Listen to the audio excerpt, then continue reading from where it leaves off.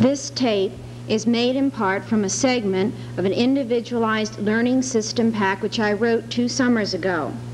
I wrote the pack for the U.S. Cultures course covering the unit concerning the rise of United States labor unions and the flow of immigration to this country during the period 1850 to 1910. During that summer, I was doing volunteer work at the Montgomery County Historical Society when I realized that as far as I knew, our district students learned very little about Norristown's history while in school. Moreover, the work I was doing revealed that during the mid-1800s, Norristown's population was composed largely of people of Northern European origin, particularly Irish. Today, the town has a large Italian population, but in the 1850s there were few, if any, Italian names in the official records.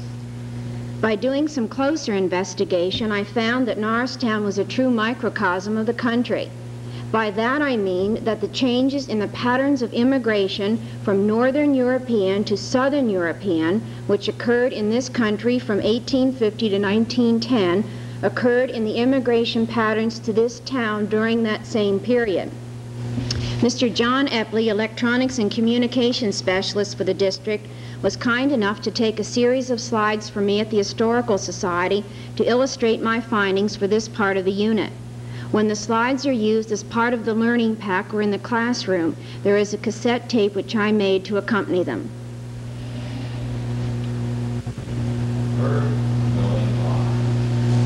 Let's begin, as my students do, by looking at the map of Norristown, which shows how the town grew in size and population from 1853 to 1913.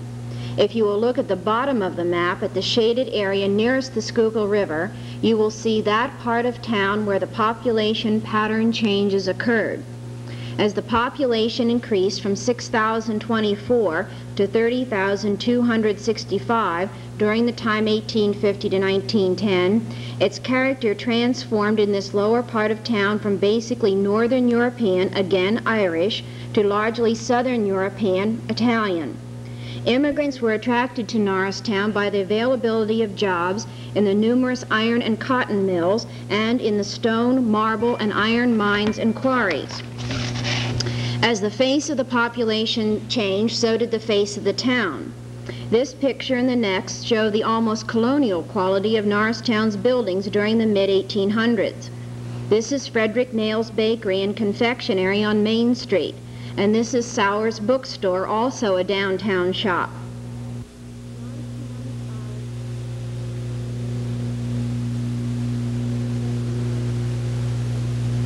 Let's move ahead a generation or two and see what Norristown looked like as the 20th century began.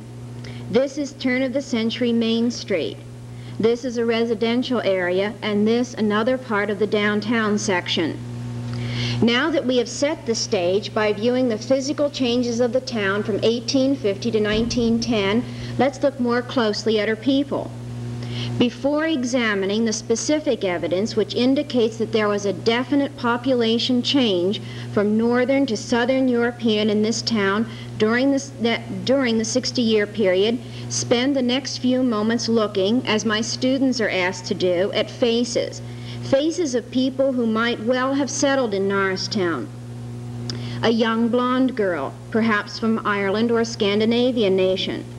A black woman, born either free or slave. The broadly smiling face of a young man, very likely from Italy, in contrast to the saddened, expressive look of this man, perhaps a Russian Jew. People such as these from all parts of Europe settled in Norristown, secured jobs and raised families to begin new generations of Norristown citizens. We have established that Norristown was a microcosm of the United States' changing character of immigration from Northern to Southern Europe. The final evidence of this I found in the town's tax records. Here is a page from the 1862 tax record of the Lower Ward. Look closely and note the Irish and English names which appear here. This is another page from the same record. Again, note the Irish and English spellings.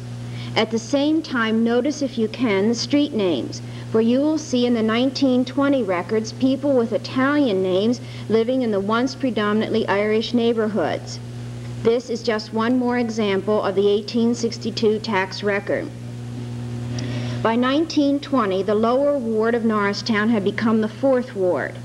Here is a page from the 1920 tax record. Notice the definite shift from northern to southern European people who settled in town. This is another page which shows a majority of Italian names entered on the record, which bears out once more the fact that there was a noticeable change in Norristown's population from northern to southern European, as there was throughout the country during the same period. Norristown was truly a microcosm in the changing character of immigration to this country. More than that, we as teachers and our students should be aware and proud of the richness and variety of this town's history. Following excerpt from the Alistair Cook America series illustrates the hardships of immigration and processing, which many of our citizens went through.